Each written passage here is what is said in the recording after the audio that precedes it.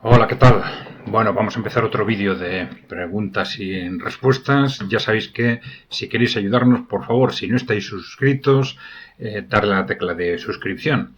Y si queréis colaborar con el canal, pues darle a la tecla de unirme o unirse. Y por favor, difundir lo que os parezca interesante, proponer a otros que se suscriban y por supuesto dejarnos preguntas, comentarios, ideas, propuestas en el canal que las intentaremos ir tratando o respondiendo en la medida en que podamos en estos vídeos de preguntas y respuestas. Bueno, vamos a empezar. A ver, Patricia Manzo Apice nos dice: los poderes corporativos quieren asimilar, bueno, es un párrafo que dice muchas cosas, lo voy a comentar por partes, ¿no? Los poderes corporativos quieren asimilar Europa con la Unión Europea y especialmente con esta camarilla de globalistas con las que nos quieren dominar contra los intereses de los europeos, son los enemigos de la gente. Bueno, yo diría que básicamente sí. Es decir, primero, Europa no es la Unión Europea. En este momento es la Unión Europea y más que nada el poder corporativo que está detrás de la Unión Europea el que se siente amenazado, se siente en una situación de pánico. Y ya sabéis, por los dos grandes retos que tiene. Primero, el pase a un mundo multipolar significa la pérdida del control del mundo, y por parte de ese poder corporativo hegemónico en Occidente, en Estados Unidos y en Europa Occidental. Y segundo, la amenaza de perder el poder también dentro de Europa y dentro de Estados Unidos como consecuencia del avance económico, político e ideológico de los países emergentes y muy especialmente si se produce el detonante de la victoria de Rusia en Ucrania, ¿no? Bien, en ese contexto evidentemente no es Europa el que está en riesgo, es la Unión Europea. Es la Unión Europea como estructura creada por el poder corporativo para controlar Europa al servicio del poder corporativo y de Estados Unidos, si se quiere. Bien, bueno, yo creo que con eso está comentado lo que quieres decir. Sí, no es... ¿Quieren asimilar Europa con la Unión Europea? Sí. También es interesante tener en cuenta que para Europa no es solo que no haya una amenaza, sino al contrario. Es que en el avance de los países emergentes, en la victoria de Rusia en Ucrania, tenemos una oportunidad histórica impresionante. Los ciudadanos europeos, Europa tiene una enorme oportunidad histórica de quitar del poder a esa camarilla, a ese poder corporativo que lleva 30 años destruyendo Europa. Europa está siendo sistemáticamente destruida, económicamente, socialmente, políticamente. Y esto es algo tan evidente que digo, solo la falta de contraste, la falta de análisis objetivo, la falta de que nadie pueda opinar fuera de lo que es el Partido Único Europeo, que esto es lo único que puede explicar el que no esté constantemente encima de la mesa qué es lo que está pasando. Europa está yendo al cajón de la historia, lleva 30 años perdiendo peso en la economía mundial. Llevamos 20 años con una economía estancada, sin tener un modelo de desarrollo, en un evidente proceso de desindustrialización, con la demografía hundida y sin que frente a todos estos problemas se haga absolutamente nada. No se hace nada porque entre otras cosas porque los grandes problemas se esconden. Y encima nos intentan vender cuestiones que son secundarias o terciarias, ¿no? Como si fueran los grandes problemas para entretenernos, o para despistarnos, ¿no? Para manipular a la opinión pública fundamentalmente, ¿no? Bien, Europa comprende Rusia. Bueno, depende evidentemente del concepto de Europa. Esto nos asegura la paz y el desarrollo. Sí, bueno, en el sentido que comentábamos. Ya hemos dicho que sobre todo a principios de los años 2000 se habló en distintos círculos europeos, por ejemplo en Francia se habló mucho de esto, y también en Rusia, de un proyecto europeo que era de Lisboa a Vladivostok, en el que Europa Occidental, Central y Rusia se integraran en algún tipo de proyecto común. Pero claro, esto es inaceptable para ese poder corporativo occidental, precisamente porque no controlan Rusia. Entonces, el no controlar una Rusia no controlada y que se introdujera dentro de un proyecto europeo común, para ellos, no para Europa, evidentemente, pero para ellos se convierte en algo muy peligroso. Bien.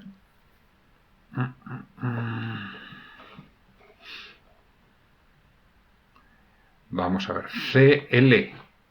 CL o Elquiles. Gracias por la información tan realista.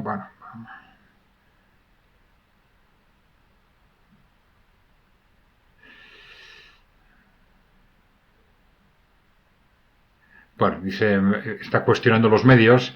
Dice que durante la crisis, cuando se despiertan las crisis en Palestina, Ucrania parece que deja de existir, ¿no?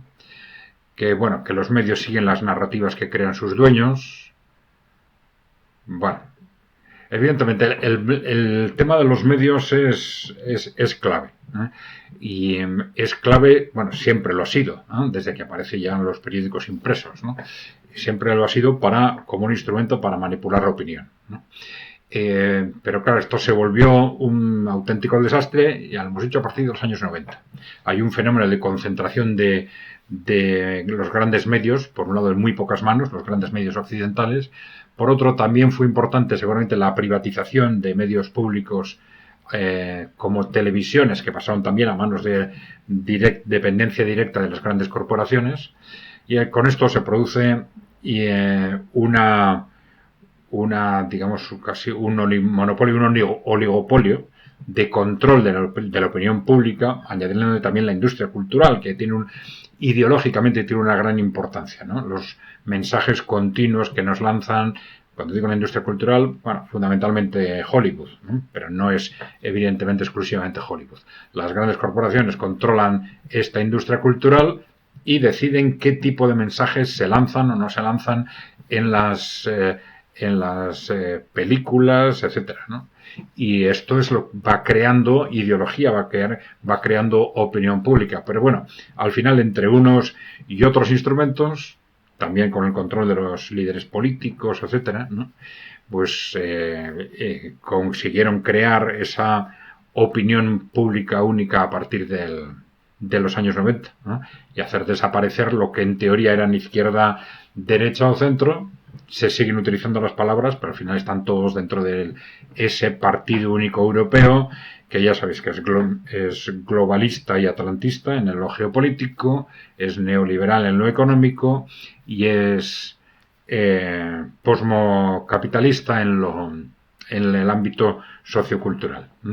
Yo recuerdo, para lo que es los que no habíais visto vídeos anteriores, cuando hablamos del posmocapitalismo, estamos hablando del posmofeminismo, del catastrofismo climático, de la manipulación de minorías sexuales, de la explotación masiva de mano de obra barata extranjera, del fomento del individualismo y de la destrucción comunitaria, la destrucción o debilitamiento de comunidades sociales. A ver, Mar NQ3CI. Soy europea y si tengo que ir a la guerra quiero defender unos valores que me representen y esos valores los tiene Rusia. Muchas gracias por su programa. Bien, este es un sentimiento que la verdad es que tiene mucha gente en Europa. Esto cambia de unos países a otros, pero es muy evidente en muchos países, bueno, donde ya no solo hay gobiernos que claramente comparten una buena parte de estos valores de los países emergentes o de Rusia fundamentalmente. Podemos hablar claramente de Hungría o de Eslovaquia, sino en muchos otros países europeos donde lo que es la oposición alternativa al partido único, pues con un 10, un 20, un 30% incluso de los votos en muchos países, pues claramente desde este punto de vista que tú mencionas de los valores, se siente cada vez más identificada con estos valores de los países emergentes o de Rusia en concreto, ¿no? ¿Por qué Rusia más que los países emergentes? Pues Rusia es muy europea. Rusia es europea, mientras otros países emergentes, pues bueno, puedes decir que joder, pues China está haciendo las cosas muy bien en el ámbito económico, les va muy bien, tienen cada vez más peso, pero van a ser los líderes en el mundo desde el punto de vista económico, pero es una cultura muy distinta, una tradición muy distinta. Entonces, los valores que están claramente cercanos a los nuestros probablemente son los de Rusia. Esto hace especialmente peligrosa a Rusia desde el punto de vista ideológico, ¿no?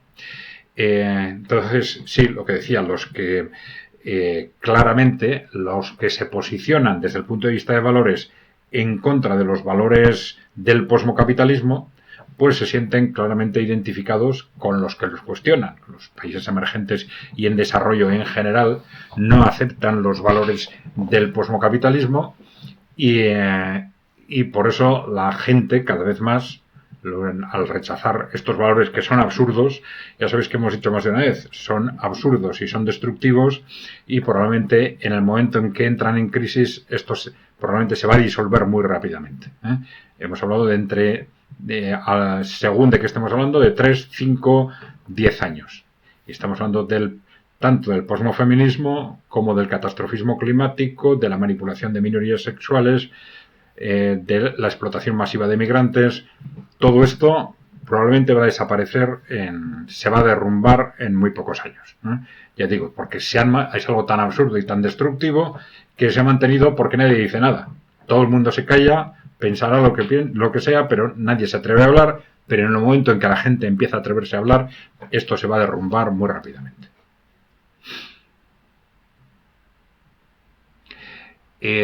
José Manuel Cancelas Lemos dice, sería más acorde una nueva Unión Europea que se denominase Unión Euroasiática. Bueno, esto va seguramente en el sentido que comentábamos, ¿no? Es decir, de esas propuestas que se hicieron a principios de siglo de una Europa desde Lisboa a Vladivostok, es decir, que incorpore desde Europa Occidental hasta Rusia, ¿no? Bueno, esto podría tener ventajas importantes en un nuevo contexto, ventajas importantes desde el punto de vista de estabilidad, ¿no? De no tener dos polos de referencia que puedan volver a entrar en conflicto en el futuro, ¿no? Pero bueno, para eso tiene que superarse evidentemente la etapa actual.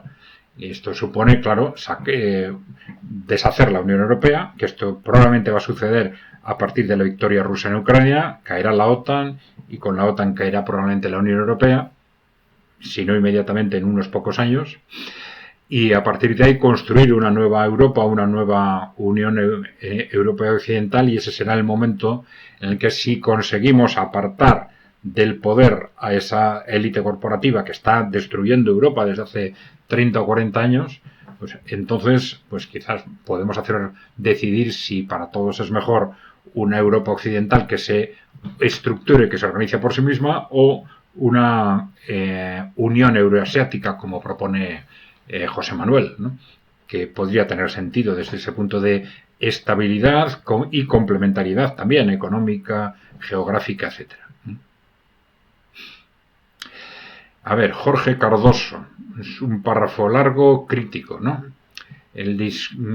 Dice, Adrián, tu discurso me parece muy especulativo y claramente orientado por un antiamericanismo que viene de lejos de las fuerzas políticas españolas más a la izquierda, que si no me equivoco es esa izquierda de la que tú procedes. No sé de dónde saca esa información. Pero bueno, no, yo diría claramente no. Es decir, igual estás en contacto con nuestra información desde hace poco tiempo, pero nosotros hemos sistemáticamente repetido que hay que huir del antiamericanismo, ¿eh? Hemos dicho que es una costumbre habitual en Latinoamérica, en lo que se suele llamar la izquierda, en Latinoamérica o en Europa Occidental, caer en el antiamericanismo, pero que esto es un error, ¿eh? Siempre decimos que no hay pueblos buenos y malos y que las decisiones muchas veces bárbaras, salvajes, que en geopolítica toman los gobiernos americanos o que han tomado durante décadas invadiendo países, etcétera, estas decisiones no se han tomado por interés de los americanos, se han tomado por interés de esa cúpula corporativa que controla a Estados Unidos, ¿no? Y que además en los últimos años lo está haciendo destruyendo en contra de los intereses del propio Estados Unidos, ¿no? Del propio Estados Unidos en el sentido de los ciudadanos de Estados Unidos, ¿no? Bueno, dice, ojo, todas mis simpatías, pero sigo con Jorge Cardoso, pero a mí se me antoja que en tu análisis sobrevuelan más los deseos de lo que te gustaría, pero que creo que son poco realistas. Yo creo que no tienes en cuenta un asunto, y es que si la Unión Europea se ha mostrado sumisa y dependiente de Estados Unidos, lo ha hecho de motu propio, porque es afín a la cultura americana y se siente cómoda dejándose ordenar por Estados Unidos. Bueno, no, nadie se siente cómodo dejándose ordenar por otros si no hay una razón, y además esto ha tenido etapas, ¿no? Es decir, hay una primera etapa evidente que es al final de la Segunda Guerra Mundial, con, por ejemplo, una Francia muy débil, una Inglaterra también, o Gran Bretaña también muy débil, muy endeudada, como consecuencia de la guerra, y una Alemania totalmente sometida, ¿no? Entonces, esto crea un contexto muy favorable de debilidad estructural de Europa, muy favorable a ser sometida a los intereses de Estados Unidos, pero esto de alguna forma parecía que empezaba a cuestionarse en los años 80, 90, pero enseguida sucedió lo contrario, es decir, a partir de los 90 se reactiva la OTAN, se reactiva esa posición geopolítica de Estados Unidos basada en las doctrinas creadas al final de cuando termina la Guerra Fría, y se produce una nueva sumisión en los últimos 10-20 años, una nueva aceleración de la sumisión o profundización de la sumisión de Europa a Estados Unidos, ¿no? Tal forma que tenemos líderes cada vez más débiles en las últimas generaciones, y estos líderes cada vez más débiles son los que más fáciles de controlar desde el exterior, desde Estados Unidos por un lado y desde el poder corporativo por el otro. Pero ya digo que cuando digo desde Estados Unidos no me refiero a los ciudadanos estadounidenses, a que el gobierno de Estados Unidos trabaja para su respectivo poder corporativo, no para los ciudadanos estadounidenses.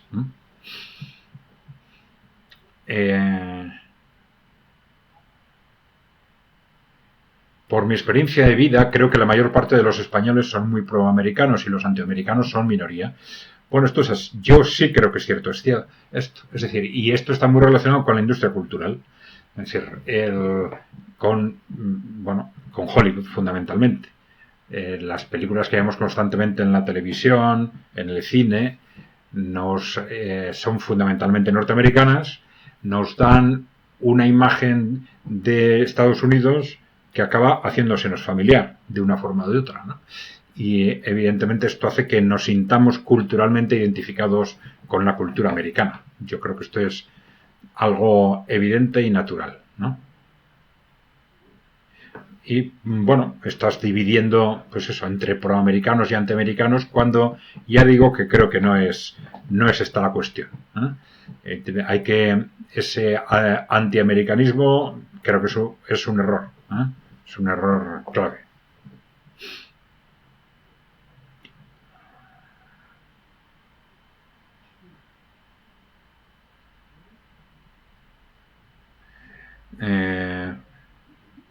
De los escenarios posibles, creo que al final es posible que la victoria rusa se vea empañada en las negociaciones, que Trump al final no vaya a cumplir sus promesas y que la UE se mantenga. Claro que es posible. Evidentemente, cuando hablamos del futuro, hablamos de probabilidades, es decir, que algo es posible, pues sí, claro, es posible, es una posibilidad, pero desde luego todo eso no es en absoluto probable.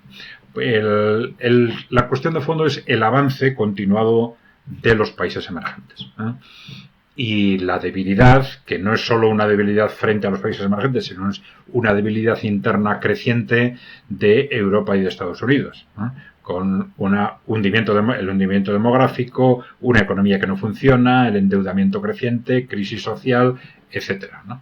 Bueno, entonces, en esa situación, lo que ha pasado en Ucrania es simplemente un detonante que ha hecho polarizarse al mundo entre Occidente y sus aliados por un lado y los países emergentes y casi todos los países, la mayoría, vamos a decir, de los países en desarrollo por el otro. Bien, ¿es posible que Trump al fin no vaya a cumplir sus promesas? Claro que es posible. Claro que es posible.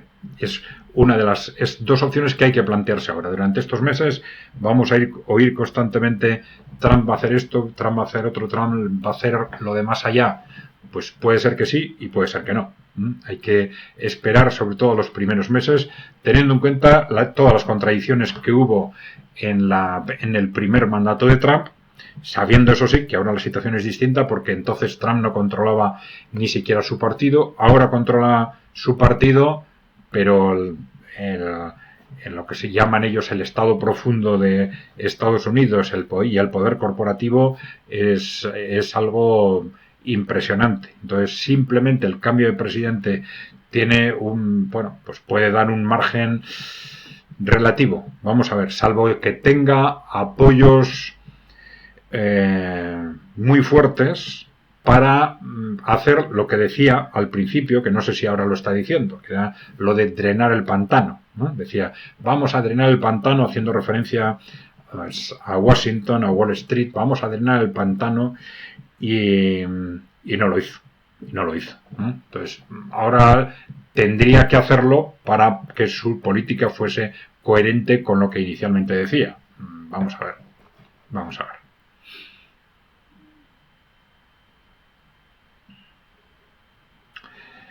No has hablado de cuáles serían las consecuencias para España de una caída de Bruselas.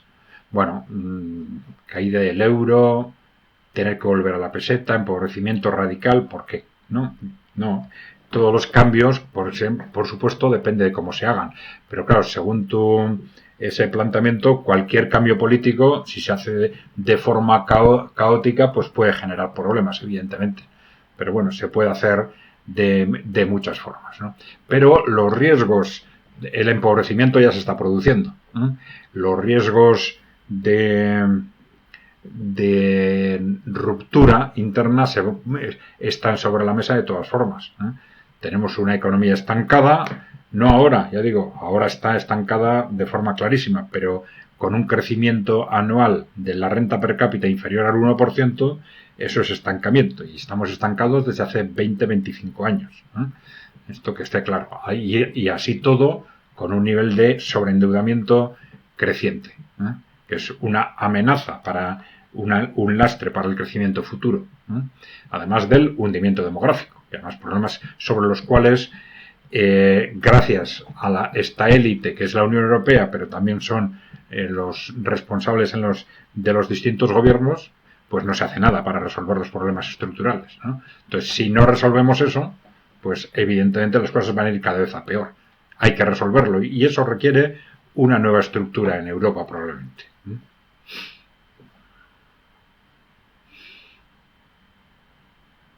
Bueno, dice, conste que yo siempre defendí un marco euroasiático de Lisboa a Vladivostok. Bueno, yo no soy antioamericano, sino filorruso desde mi más tierna infancia. Curioso, ¿no? Bueno, no lo sé. No voy a repetir tampoco lo he dicho antes. Evidentemente estoy de acuerdo contigo. Es que no hay que ser antiamericano, no solo esto, sino nosotros lo hemos repetido 1000 veces. 1000 veces. Porque en la geopolítica no se puede analizar en base a países buenos y países malos. Esto es un error muy habitual, pero desde luego no es el nuestro.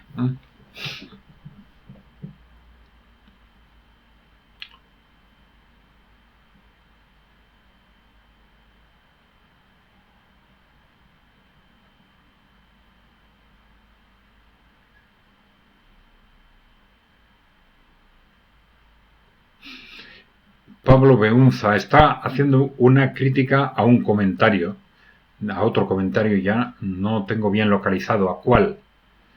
Dice, le está diciendo, denotas izquierda indefinida, esos que critican todo bajo el sol. Me parece que te falta ver el vídeo sobre ideologías, ni izquierda ni derechas de centro, todo es lo mismo, ¿eh? Bien.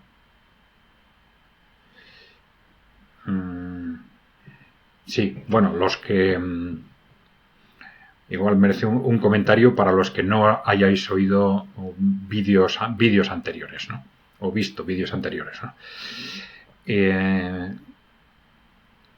Sí, bueno, hemos dicho repetidamente que desde los años 90 las palabras izquierda, derecha y centro se mantienen, pero las realidades desaparecen, ¿no?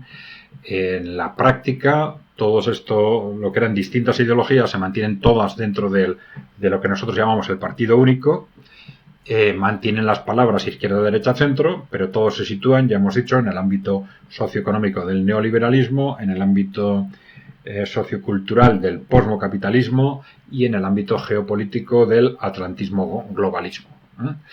Y eso sí, cuanto más se parecen, más se tienen que pegar en los medios de comunicación, precisamente para aparentar y dejar claro que son distintos. Esto es clarísimo cuando se le ve, por ejemplo, a alguien de supuestamente de izquierdas que está encantado con una crítica que recibe de alguien de derecha, es decir, nos ataca a la derecha y a la inversa, ¿no?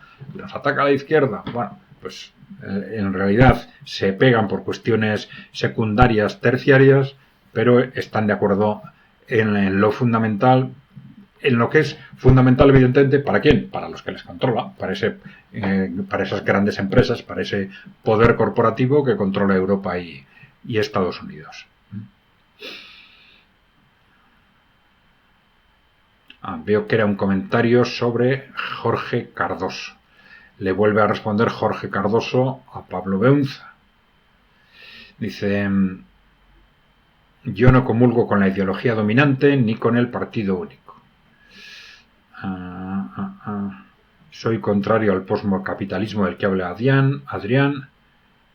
Defiendo políticas neokeynesianas radicales como las nacionalizaciones de las empresas estratégicas del país. ¿Eso es neokeynesianismo? No creo, ¿eh? No creo que el neokeynesianismo esté relacionado con la nacionalización de empresas estratégicas.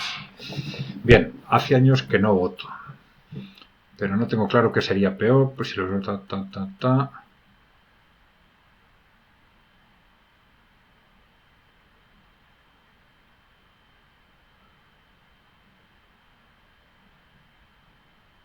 Es un párrafo muy largo.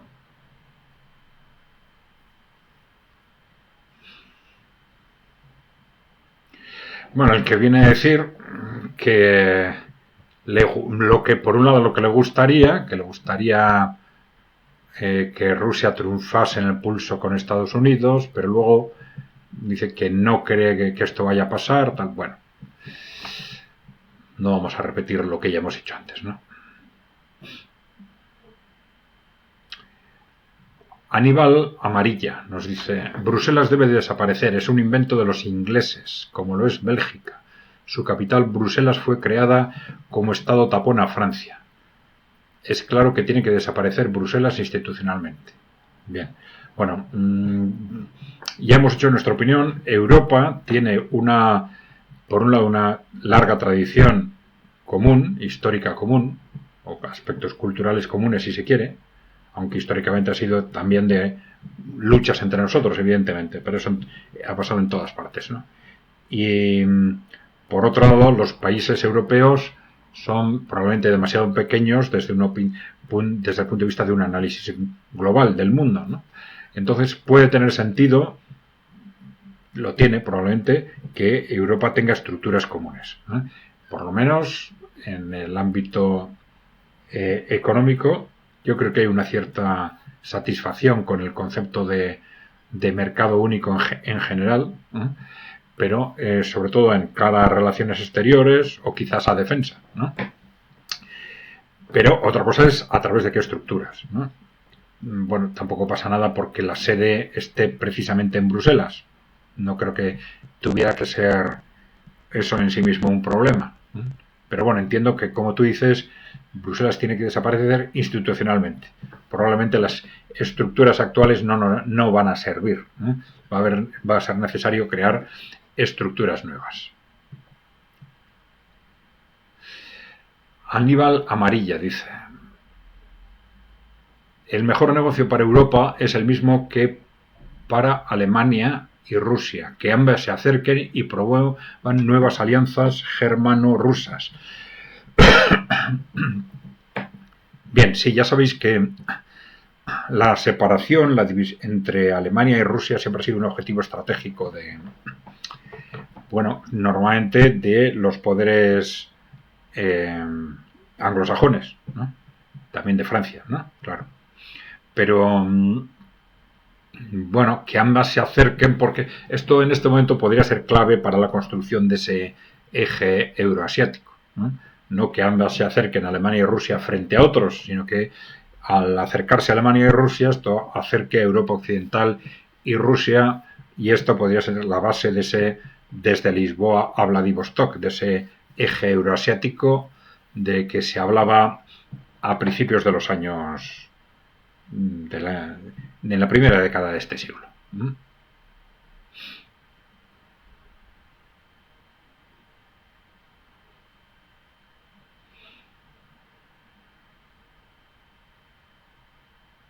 Julia García: siempre he creído que la destructiva Europa de Maastricht no tenía vuelta de hoja. ¿Será posible que del horror ucraniano salga el hacha que les corte la cabeza a estos impresentables de Bruselas? Dice: ya estos traidores del PP-PSOE. Bueno, no vamos a hablar lo mínimo posible de partidos políticos. Ya sabéis que a nosotros no nos gusta, dentro de lo posible, hablar de partidos políticos. Hay veces que no hay más remedio, pero no nos gusta porque hablar de partidos políticos concretos rompe la racionalidad del debate, ¿eh? Es decir, entra en marcha el espíritu de grupo, el espíritu tribal de grupo, y entonces o a favor o en contra se pone toda la emocionalidad, desaparece el debate, ¿eh? Es decir, se ataca unas siglas y entonces ya no hay capacidad de ración, ¿no? Es decir, desaparecen los argumentos racionales y ya está, yo con los míos y tú con los tuyos, ¿no? Y se rompe el debate, ¿no? Pero bueno,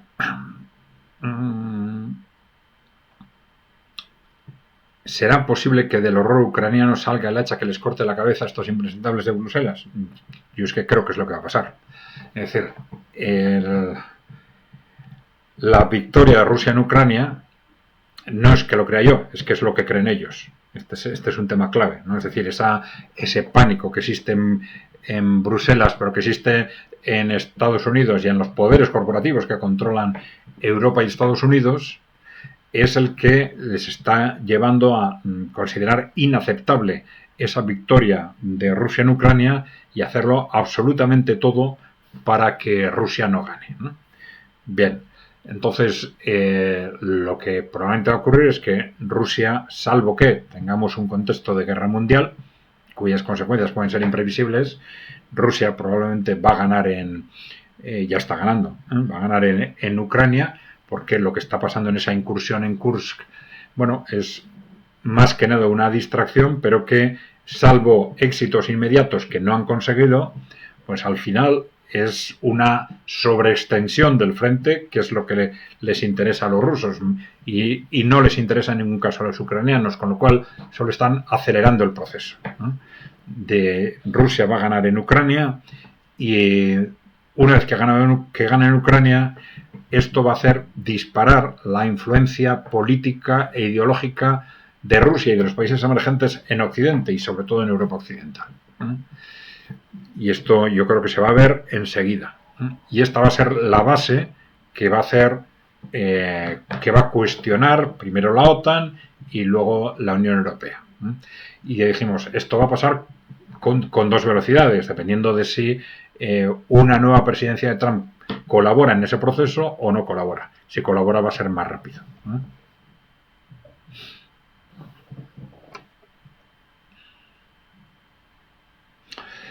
Bueno, en este sentido nos dice Enfalo, dice: excelente análisis construido sobre bases teóricas serias. Dice: mucho depende, sin embargo, de que Donald Trump, al ser reelegido, sea consecuente con su programa como candidato de America First. Bueno, yo creo que mucho depende el ritmo. No creo que dependa en lo fundamental el resultado final, ¿eh? Porque ya digo, el fondo de la cuestión es el avance creciente de los países emergentes y el potencial bélico de Rusia, claro. Ese potencial militar de Rusia y el avance económico, social y político de los países emergentes, que son los dos factores clave. Entonces, todo esto va a generar que ese cambio en Europa Occidental se produzca. Es muy importante que Donald Trump actúe de una u otra forma si gana las elecciones, pero eso va a incidir, ya digo, fundamentalmente en la velocidad del proceso.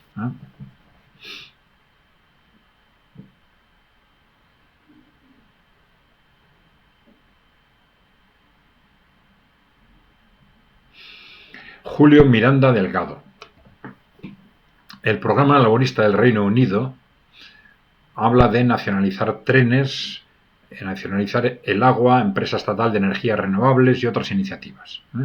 Puede interpretarse esto simbólicamente como el fin del neoliberalismo en un país que se identificó por décadas con esta corriente política económica, o es simplemente un discurso vacío o no cumplible. Bueno, vamos a ver. En principio, ya hemos dicho que es el laborismo actual, el laborismo de Starmer, no es en realidad el laborismo, es la infiltración, el resultado de la infiltración del laborismo por parte de la oligarquía a través de la sociedad fabiana, ¿no?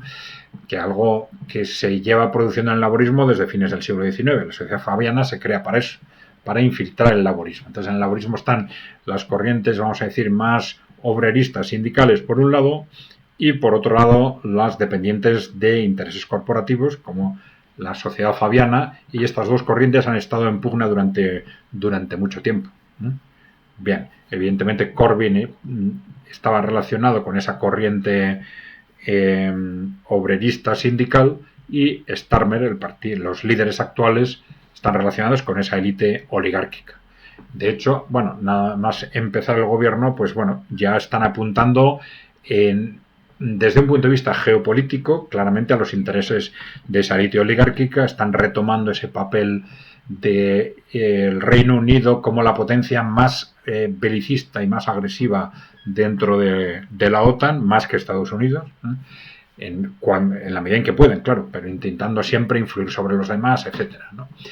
Y también en política interna, pues están gestionando ese tema del enfrentamiento civil alrededor de la migración, y para establecer medidas de restricciones de los derechos civiles, amenazar con nuevas medidas, etcétera, ¿no? O sea, en esos ámbitos están encajando perfectamente con los intereses corporativos, ¿no? Vamos a ver qué pasa con el programa en el ámbito económico.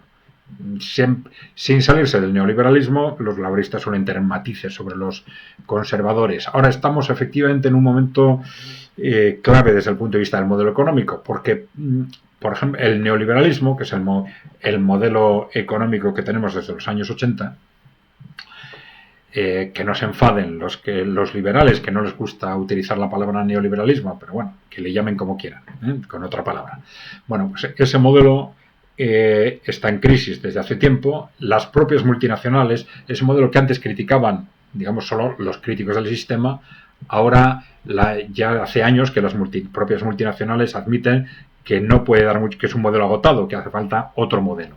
Entonces, dentro de ese modelo tenemos las propuestas fantásticas, vamos a decir, del Foro Económico Mundial, que son las grandes multinacionales al final, que nos plantean un futuro hipercontrolado, más controlado todavía por las corporaciones, un nuevo modelo fundamentalmente corporativo, más corporativista que el actual. Y luego tenemos los distintos análisis que hace, por ejemplo, McKinsey u otras multinacionales, que nos hablan de que el nuevo modelo necesariamente va a tener que ser más intervencionista. No porque les guste el intervencionismo, es que si no, esto no funciona. Bien, y dentro de ese intervencionismo, pues bueno, tampoco habría que descartar que, si lo bien necesario, entrase algún tipo de nacionalizaciones. Ya digo, algo que en principio les revienta a las multinacionales, porque lo primero que hicieron con el neoliberalismo, el gasto público, etcétera, ya no les importa tanto, pero privatizar las empresas públicas, esto fue algo inmediato, y durante la posguerra probablemente lo admitieron como una forma de respuesta de la Guerra Fría ante la amenaza de la Unión Soviética. Bien.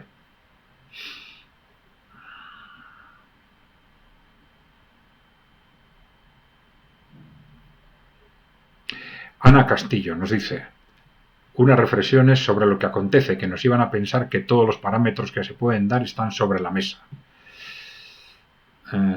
Sobre todo para la Unión Europea, cuando Rusia cumpla sus objetivos en este conflicto. Tranquiliza siempre escucharle a Adrián. Vivimos un momento crítico, pero nos dice que es una oportunidad para Europa, que se libre de sus cadenas. Bueno, efectivamente, esto ya lo hemos dicho antes, creo que hay que ver el aspecto tremendamente positivo, la verdadera oportunidad histórica frente a la cual estamos. El que gracias a ese empuje de los países emergentes vamos a tener una oportunidad histórica para echar del poder a esas élites corporativas que llevan 30, 40 años destruyendo Europa. Entonces, lo primero que hay que hacer, que deberíamos hacer, es dejar claro cómo se está realmente destruyendo Europa en el ámbito cultural, en el ámbito social, en el ámbito económico, ¿no? Y en el ámbito demográfico, muy evidentemente. Bueno, entonces es importante que la gente sea consciente de eso, porque también eso se oculta, ¿no? Y partiendo de ahí, que sean conscientes de que estamos ante una oportunidad histórica de hacerle frente a esto, de echar del poder a esas élites que dependen del poder corporativo y con una u otra ideología, pero tener gobiernos que sean capaces de defender los intereses de los europeos, ¿no? De trabajar para los ciudadanos europeos, ¿no? Y no para estas élites corporativas o para Estados Unidos en su caso. Sin olvidar que no hay que caer, como hemos dicho antes, por supuesto, en el antiamericanismo, porque esos intereses de Estados Unidos no son de los ciudadanos de Estados Unidos, ya digo, sino de ese mismo poder corporativo que controla Estados Unidos de forma muy directa. Bien, bueno, pues si os parece, vamos a dejarlo aquí, por favor. Ya sabéis, si queréis ayudarnos, en este momento la forma más directa es que si no estáis suscritos al canal, darle a la tecla de suscribiros. Si queréis ayudarnos, dar a la tecla de unirme o unirse para haceros miembros del canal y difundir lo que os parezca interesante, proponer a otros que se suscriban, dejarnos preguntas, comentarios, ideas, propuestas y las iremos contestando en estos vídeos de preguntas y respuestas en la medida en que podamos. Y otra vez, sin más, un saludo, hasta la próxima.